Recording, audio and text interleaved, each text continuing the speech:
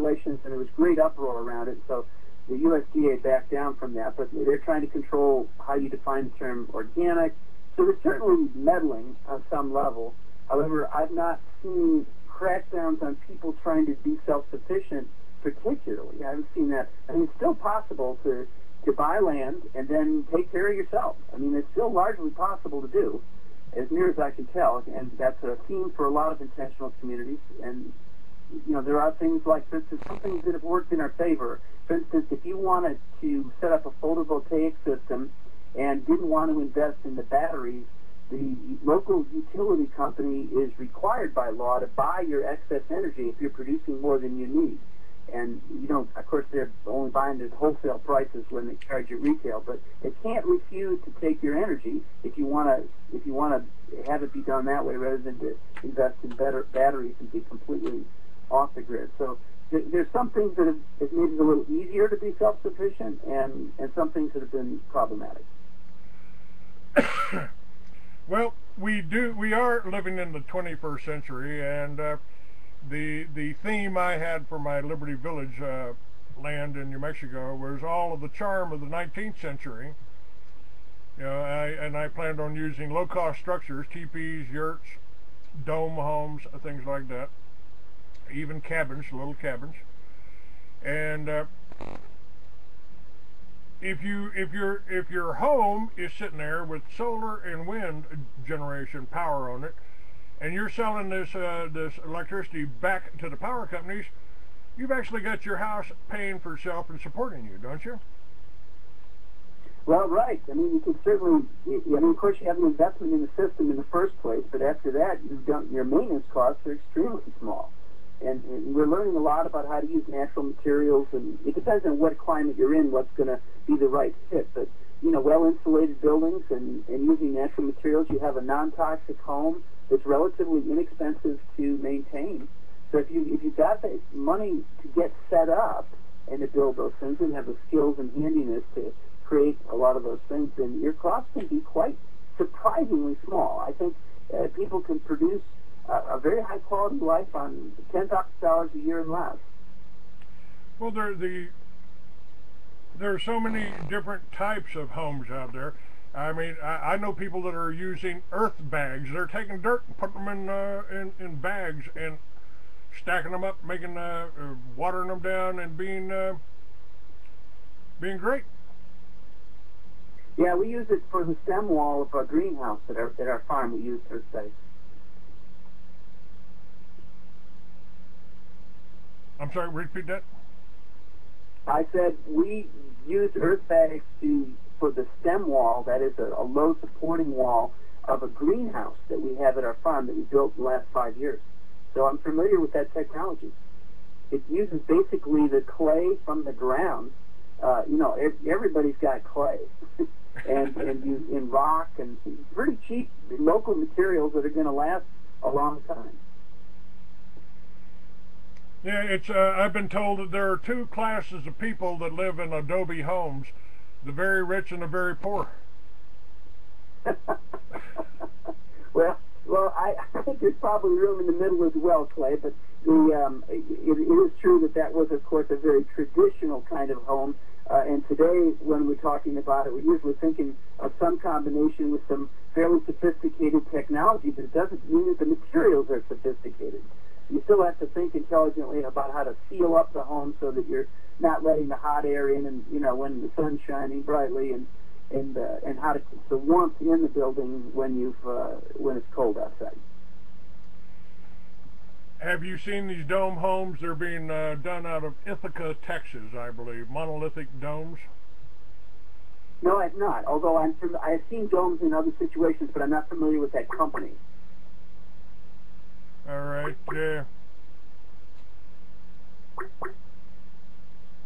I don't know what that is. The advantage of them is that you get a lot of usable space for a minimal amount of materials. A sphere is the optimum shape for highest volume to surface area ratio, and so a dome is basically a half sphere or something like that. And Buckminster Fuller, came up with a lot of designs around the geodesic dome, how to have used very simple materials structurally sound, just based on the triangle, basically, interlocking, and then with a good skin on the outside and a dead air layer on the top, you can have a surprisingly efficient thing. I'm going to take a call here, and this could be a bogus call. I don't know. Hello, who are you? This is Clay Douglas. Who's calling? This is Clyde over at Kettle Campground. Calling you back. Oh, all right, sir. Sir, I will have to call you back. I'm doing a radio show right now, but okay, that'd be great. Okay, sorry. We're actually doing it about one of the things that I want to talk to you about. We're talking about intentional communities. We're talking about low-cost structures. We're talking about people being able to live and work together on a reasonable basis, and that's one of the things I want to do where you're at. So if you don't mind, I'll call you back in about 40 minutes. Okay, that'll work. Thank you, sir. All right, you bet. All right. We are. I'm looking for places to do this. I'm looking for people that want to do it together, you know, and the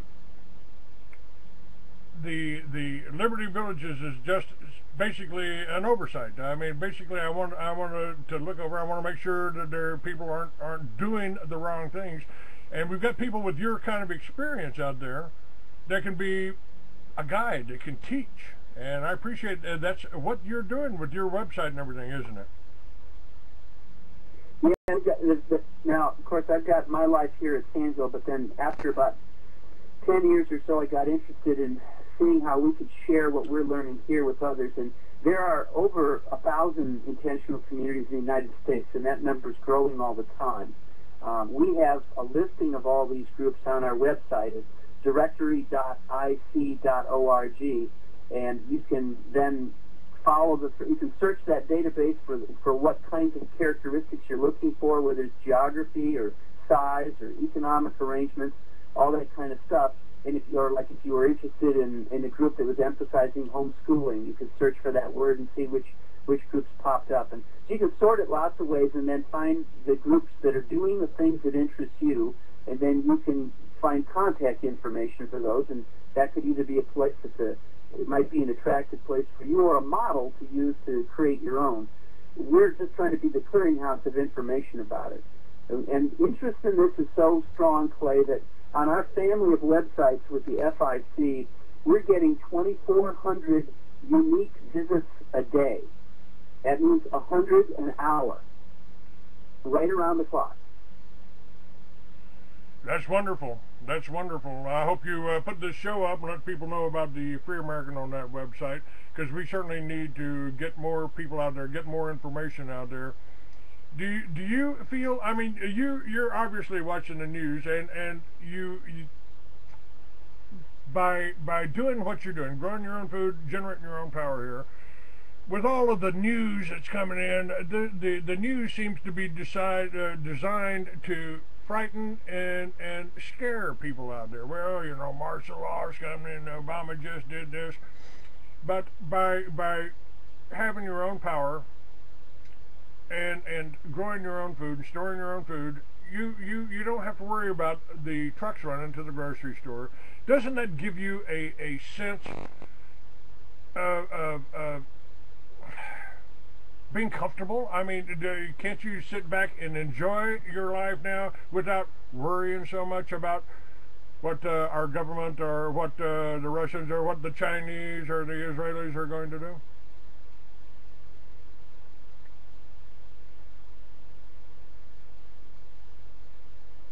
Are you there, Laird? Did I lose you?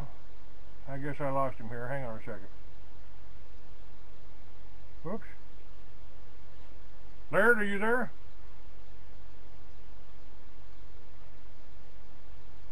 Huh.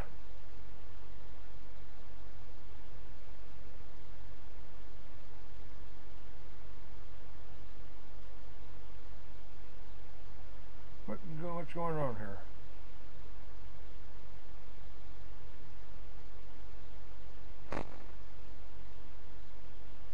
Hello, Laird. I can't hear you.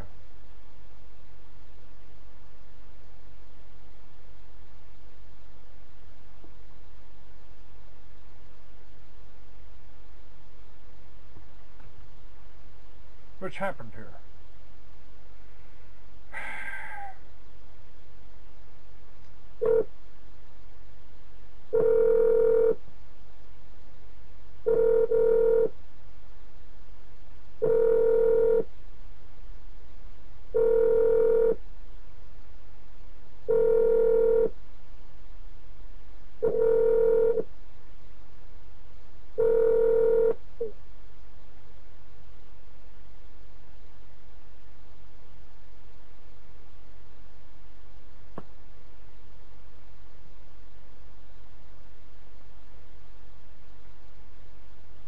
Trying to get back here. Hang on, folks. Los Angeles, this is Yeah, Laird. I'm sorry, Laird. I don't know how we lost you. Something, computer's been crashed and stuff like that. But I got you back, and we're still recording here.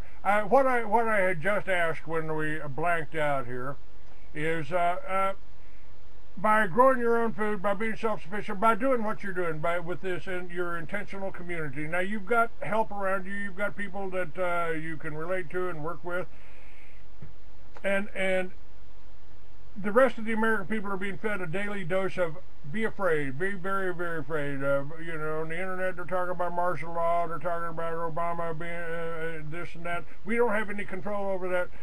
But you have, by taking control of your life in your local area, on your land, haven't you eliminated all of that fear, anxiety about you know, whether the stock market's going to crash tomorrow? We have a lot of security because we have no debt, and we own many of the basis for providing for our basic needs. We know how to do that, and it's local, and it's stuff in our control. So that's a big plus. Now, that's not complete independence. We still have some participation in the mainstream culture and in the economy, and we still have needs for some things that we can't produce ourselves. But for the most part, our basic needs are met right here. What we're trying to do is, in some ways, is rather than complaining about the government, we're trying to figure out how to meet our needs without depending on the government, and then expecting, or hopefully at local level and then larger levels, to be more responsive to the needs of people who are trying to take care of their needs. That's our more political approach, rather than trying to work at a national level. Well, the movement towards 10th Amendment states' rights is growing by leaps and bounds. And you know, this is we're talking about local government. I mean, you work closely with your county to do this, don't you? Right. Is there now one of the big Go ahead. One of the big challenges I need to mention here, Clay, it's not just about growing your own food and providing your own energy. You're going to also have to figure out how to get along with one another. And, you know, a lot of times people think of this or what we're doing as kind of a throwback. You mentioned earlier on this program, 19th century kind of village, but most of those old villages, that was a pretty structured, hierarchic, top-down kind of model where the village elders pretty much controlled what happened. Most people aren't excited about that model. They want a model where everybody's voice is heard and you've got a lot of strong local democracy in how decisions are made.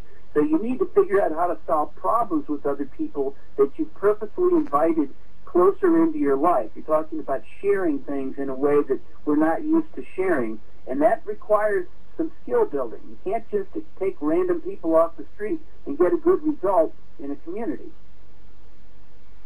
That is a constant problem. That's been a problem in the Patriot movement for years. And some local people here, they got together. They decided to join to form a Patriot Unity Commission, a PUC. And they set up a committee, and the purpose of this was to solve problems of anybody in the Patriot movement, because everybody's sniping for you, everybody's fighting for a dollar. You know, my magazine's better than his magazine. My radio show hits more people than his radio shows, and so I joined that. I got their banner up on my site. But then they split off in two. Suddenly there was two sites. suddenly there was two people, and they were spending more time arguing amongst themselves. And this is a committee that's supposed to solve differences. Right. It's and like, how did story. I mean, we're going to have to do better than that, right? And so I think one of the most exciting things about intentional communities is what we're learning about how to solve problems cooperatively. The root value here in communities is to focus on cooperation rather than competition. And we're not talking about homogenizing and melting everybody down into one person here. That's not it. People are still going to be individuals. They're still going to have differences. So the fundamental challenge is, how do you disagree when the stakes are high and have that be an experience that actually draws people together rather than divides them? That's the fundamental challenge, and one of the most exciting things for me about intentional communities is we're learning something about how to do that in these groups, and that, I think, is needed everywhere. It's the, I said the problem I think that we have is how do you fight evil without becoming evil? Mm-hmm.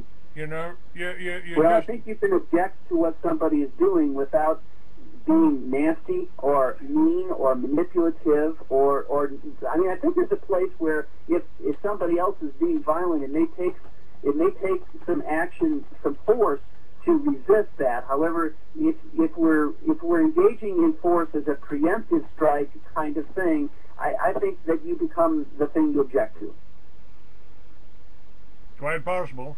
They say the definition of love is your level of vibrational energy, and if you feel love, you attract it. If you're negative, you get that too. So I'm in favor. I'm not talking about shutting anybody up, or I'm not talking about everybody thinking the same way, but I am talking about people in order to work at this, to have community work, you need to be able to not just say what's going on for you and what you care about. That's important, but that's not enough.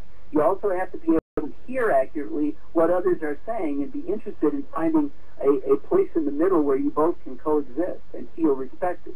And that's a fundamental skill that we don't necessarily learn in our culture. We learn how to fight.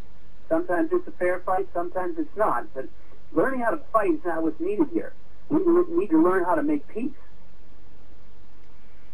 Now, I've heard, maybe, of course, you hear something negative about everything, but somebody was worried about right. intentional communities being some kind of New Age thing. Now the Christians get real upset about New Age, but I'm not. I'm sort of an equal opportunity religious basher. I'm not real wild about Christians wanting to save me from something, and I ain't interested in sticking my nose in the dirt and my ass up in the air. Praying to Mecca. Yep. So, but whatever they want to do, they can do. Now. How are you dealing with this? How are you doing? I get this a lot because well, Clay, he's a racist because he doesn't want illegals up here. He's an anti-Semite because he doesn't think Israel should have 400 nuclear weapons. What do we? How do we deal with this? How do we? I mean, this is what I go through every day. So I'm really interested in knowing how you're dealing with the community. Benjamin Franklin referred to our democracy as two wolves and a sheep voting on what's for dinner. Yeah. In a constitutional republic, the sheep's well armed. But go ahead. How do we do this? So I would say that different people are going to have different answers to this. There's not one approach, but in general, the fellowship, for instance, takes the view like you can have whatever, you can stand for whatever matters to you. We think as successful communities have to have a clear idea what they stand for. And there's just an enormous variety of what that is out there. And that's all fine with us as long as you're upfront about what you're doing.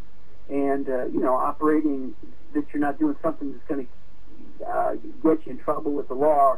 I mean, we're not advocating illegal activities here, but we're saying stand for what you do and then try to figure out how to have as wide a tolerance as you can for people who, I mean, sometimes those differences are crucial, whether it could be a spiritual path, it may or may not be. Some groups have that, some don't.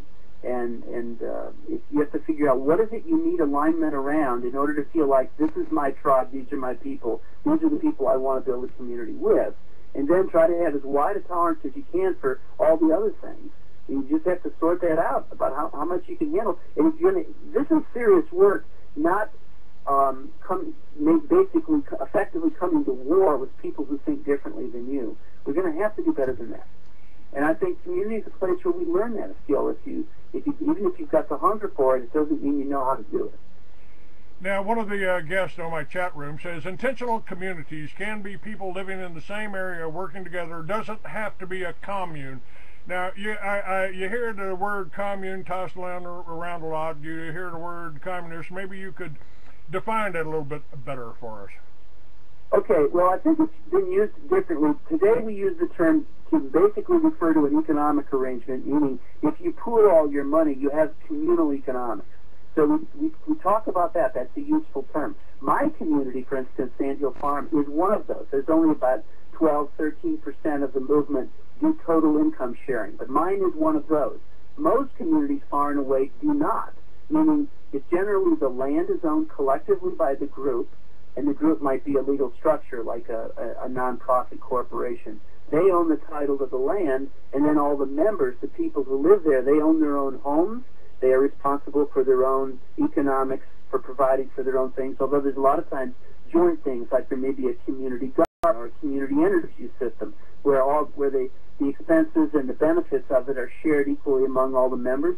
That's a very common model. And that's not a commune, really, except in the sense that you've intentionally moved toward more shared things than you would in the outside mainstream culture. So we limit the use of the word commune today to mean a certain kind of economic arrangement. There's another term, cooperatives. That's a big in Europe now, and that's the way I really saw the Liberty Village in my concept of a Liberty Village, which I would like to see spread across the country. You've got a central restaurant, a central gift shop, and then outlying cabins that you rent out or people live in to work and to build. And it's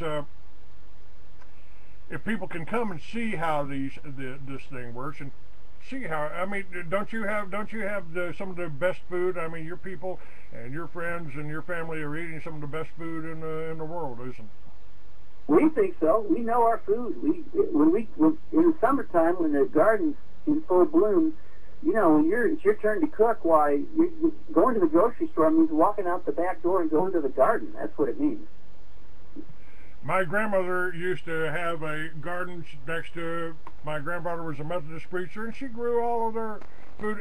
That was the best meals that I ever had going over her house. I agree.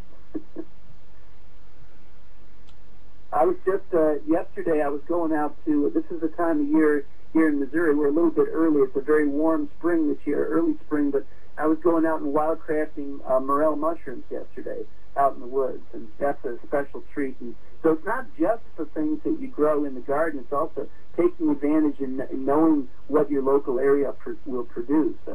I mean, we feel that way. We deer, for instance, that we hunt in the area, and that's not something we have to take care of. They do that in the wild, but that becomes part of our food source too. Now, you say this is growing. Is this what's it like? And you're in Missouri. I'm looking at some. The person just called me. He was, in a neighboring state. I would like to travel around the country, basically, and do articles and stories and films and radio shows on these different communities like yours. How many people in your community? There's only 8 here right now, but we only have an intern program during the summer months, 8 adults, and then that means we'll have 2 to 3 people here to help us. They get the experience of pretty intensive organic gardening and then also community experience. They come and contribute their labor in exchange for room and board and a $50 a month stipend. So during the summer, we're just entering the growing season now, and so our numbers will be more like 10 or 11 during the growing season. That's a small community. Many of them are larger than that.